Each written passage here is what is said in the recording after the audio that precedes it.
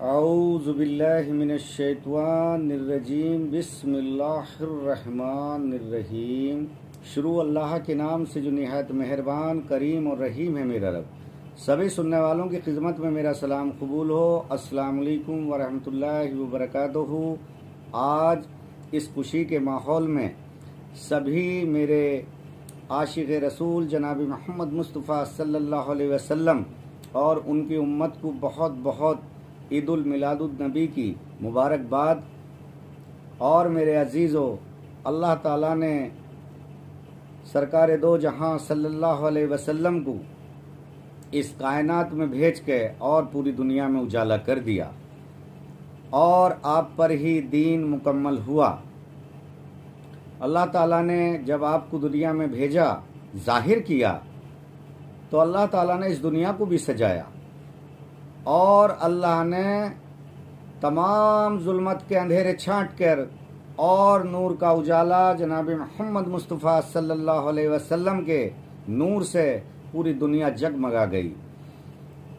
सरज़मीन अरब जहाँ बहुत ही मामलात सूखा और बहुत मामलात ख़राब थे, जैसे ही आप तशरीफ़ लाए तो अल्लाह ने वहाँ भी रहमत की बारिशें बरसाईं और हरा भरा कर दिया।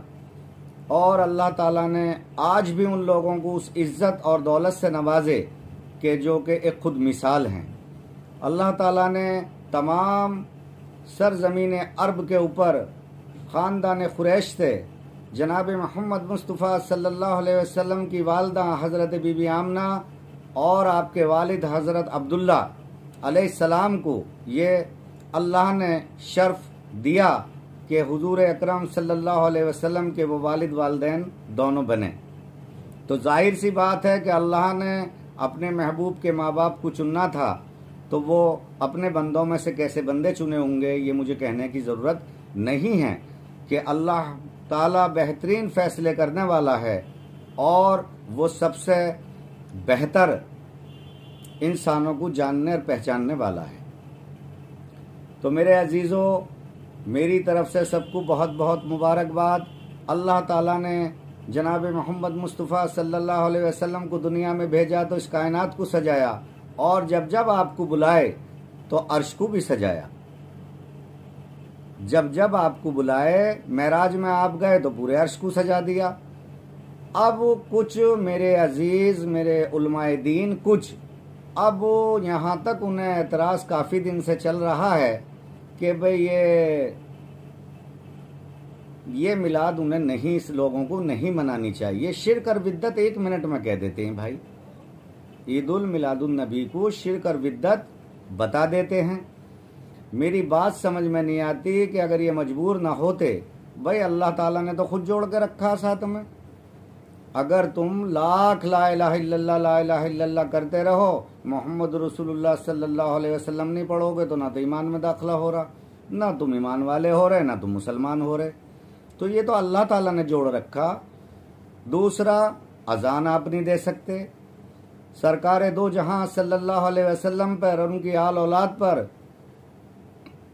दरूद भेजे बगैर आप नमाज पूरी नहीं कर सकते। तो कोई अल्लाह का शुक्र है कि ऐसी आयत का तर्जुमा शायद तुम लोग मजबूर हो गए, वो लोग मजबूर हो गए, उन लोगों के लिए है मेरा कहना। और नहीं, इस बात का भी तोड़ ढूंढ लेते कि शिर्क और बिद्दत है। अरे भाई, मेरी समझ में आज तक शिर्क की डेफिनेशन समझ में नहीं आई आज तक कि ये लोग शिर्क की डेफिनेशन क्या करते हैं, क्या चीज़ है शिर्क।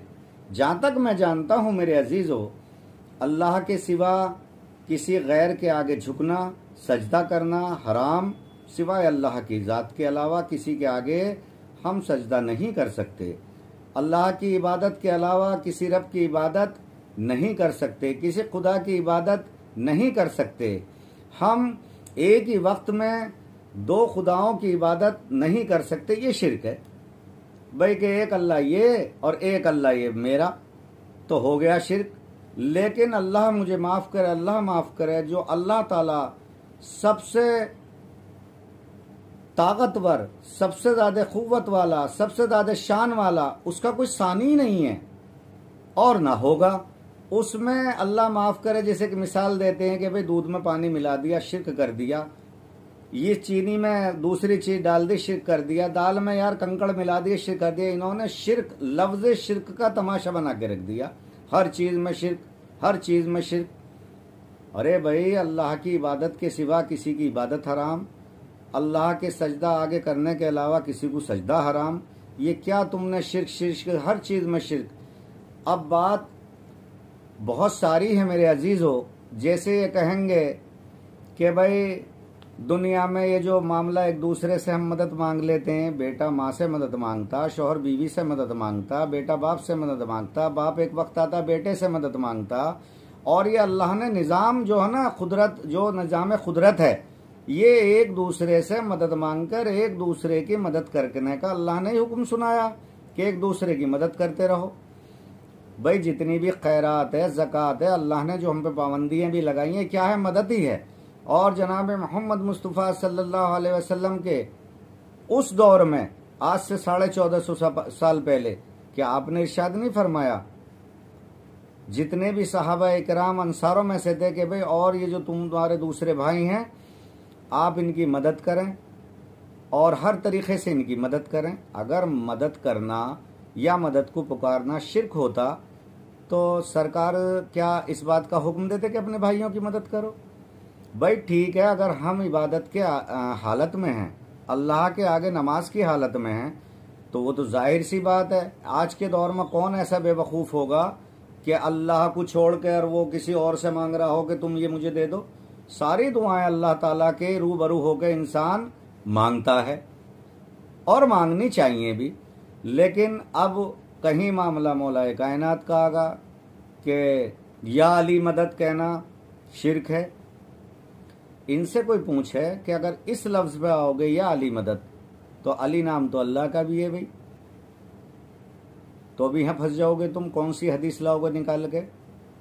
तो भैया इबादत के अंदर जब आप हो तो कोई भी है, मैं हूँ, आप हो, अल्लाह की मदद के सिवा कोई भी किसी से मदद नहीं मांगता। लेकिन ये अल्लाह की मोहब्बत है अपने महबूब जनाब मोहम्मद मुस्तफ़ा सल्लल्लाहु अलैहि वसल्लम के लिए कि आप अजान में हैं, 5 वक्त अल्लाह ऐलान कराता दिन भर में, तो अल्लाह और सरकार दो आलम को अल्लाह ने साथ रखे, ला इलाहा इल्लल्लाह मुहम्मद रसूलुल्लाह फिर साथ रखे।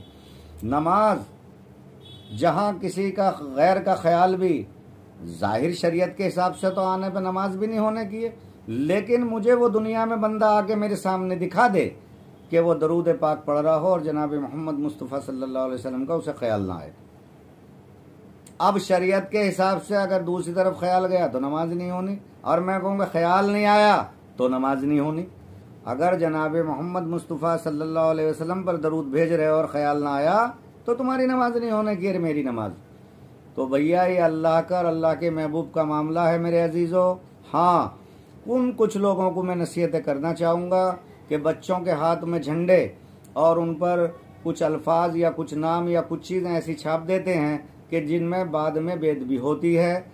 तो मेरी सभी अपने प्यारे अजीज़ों से, आशिक़ जनाब मोहम्मद मुस्तफ़ा सल्लल्लाहु अलैहि वसल्लम के सभी आशिक़ों से और सारी उम्मत से ये अपील है कि अगर कितना ही बड़ा तुम्हारा जल्लूस का प्रोग्राम है तो मेरे अजीज़ों एक झंडा बनाओ, बड़ा एक झंडा बना लो। झंडे को बाद में किसी मदरसे पे, किसी मस्जिद में या किसी दरगाह पर आप लगा दो ताकि बेदबी ना हो।